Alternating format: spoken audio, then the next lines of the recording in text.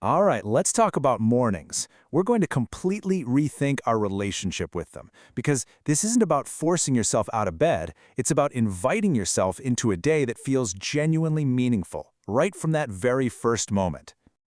You know this feeling, right? That jarring sound of an alarm, the sudden yank from a deep sleep straight into a huge list of responsibilities. It feels like a battle you have to fight every single day. But what if it didn't have to? What if you could just rewrite that whole story? This sentence right here, it's the key to everything.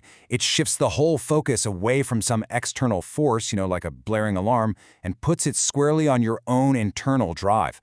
The secret isn't a better alarm clock. It's just a much, much clearer purpose. So the first step isn't to go set an alarm for 5 a.m. No way. It's to ask a much deeper question. Why do I actually want to wake up earlier? That answer, that's what's going to pull you out of bed, not push you. This is what we're aiming for, a morning intention.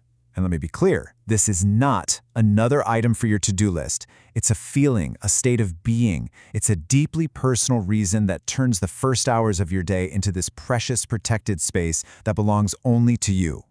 And just look at how personal and simple these examples are. Your why doesn't have to be some monumental, world-changing thing. It could be the quiet ritual of a cup of tea on the terrace, or maybe just a moment of uninterrupted writing. Or maybe it's just soaking in the silence before the rest of the world wakes up. The key is, it has to be something you genuinely crave. Okay, so once you've found your why, the next step actually starts the night before.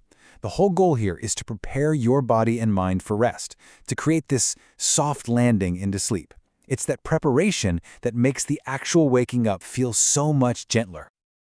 We often treat our mornings and evenings like they're totally separate things, but they are so deeply connected. Think about it. A frantic, screen-filled evening almost guarantees a difficult, groggy morning. But a calm evening, that sets the stage for a calm, intentional awakening. And look how simple this can be. This is not about a massive life overhaul. Just start small. Shift your bedtime by just 15 minutes. Dim the lights to signal to your body that it's time to unwind. Swap your phone for a book. Seriously, these tiny, deliberate actions create a huge ripple effect. So, you've prepped the night before. Great. Now let's talk about the moment of awakening itself. Those first few minutes are so critical for setting the tone and, avoiding the pull of those old habits. I love this idea. It's so powerful. Instead of relying on sound to jolt you awake, you use light to gently guide your body's natural rhythm. Getting some early morning light is one of the strongest signals you can send to your internal clock, basically telling it, hey, it's time to be alert. So, here's the game plan.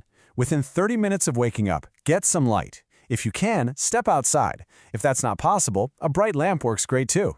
And while you're at it, add a little gentle movement. A simple stretch, a short walk. It's about waking up your body just as much as your mind.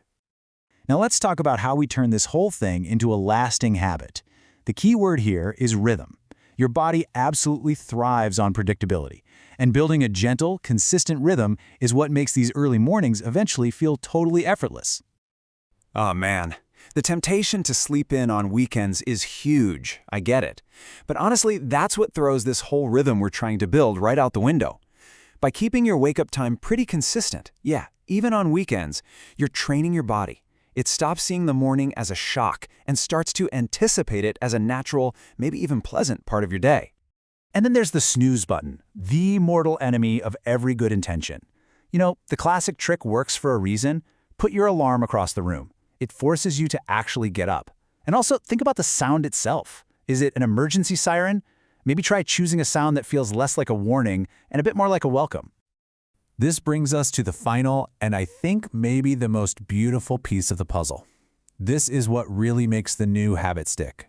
It's all about anchoring your morning to an act of self-care, a reward that you genuinely look forward to. So your new morning intention needs an anchor. This is the reward. It's the thing you do right away that makes the effort of waking up early feel immediately worthwhile. It's that positive reinforcement that tells your brain, see, this was a great idea. And just listen to these beautiful examples.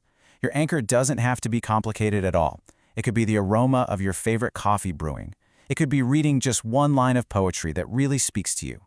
Or just a simple, quiet moment of gratitude. It's about finding that small sensory pleasure that makes your morning feel sacred.